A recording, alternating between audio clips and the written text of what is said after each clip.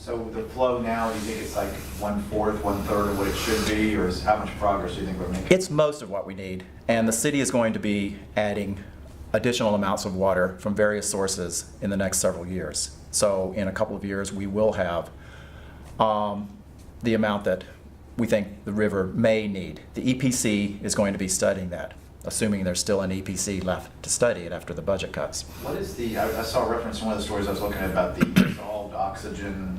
Yeah.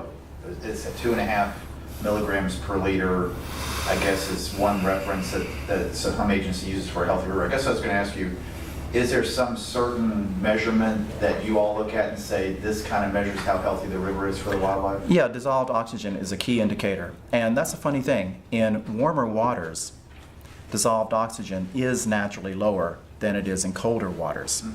But some people say, well, that means you can have half as much dissolved oxygen in our water and our river, and it's okay. The science is still out on that. There have been other proposals since then that would have hurt the river. The river still has a lot of problems. It still has a lot of nutrients flowing into it from everywhere, from everyone's lawn, from agriculture up in Pasco and northeast Hillsborough County. And we have to reduce those nutrient levels because while the water is flowing down the river again, a lot of the river is covered with algae blooms. And those algae blooms are taking the oxygen out of the water that the flow is providing to the river.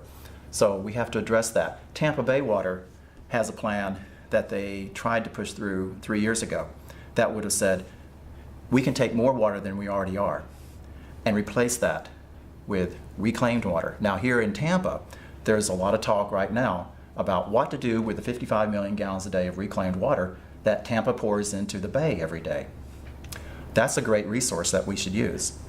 And other places like St. Petersburg, they've been using pretty much all of their reclaimed water to water their lawns with. We only use 1 million gallons right now of that 55 million gallons a day. But Tampa Bay Water's idea was, let's take the fresh water from the reservoir and then let's replace that below the dam with this reclaimed water. You're going to hear a lot in the months to come about how do you make reclaimed water safe. At the current time, with the advanced tertiary treatment at the Howard Curran treatment plant here in Tampa, you remove most everything in there, but you still have 27 different chemicals, different elements that are at measurable levels of the 125 that you start with. That includes hormones, okay?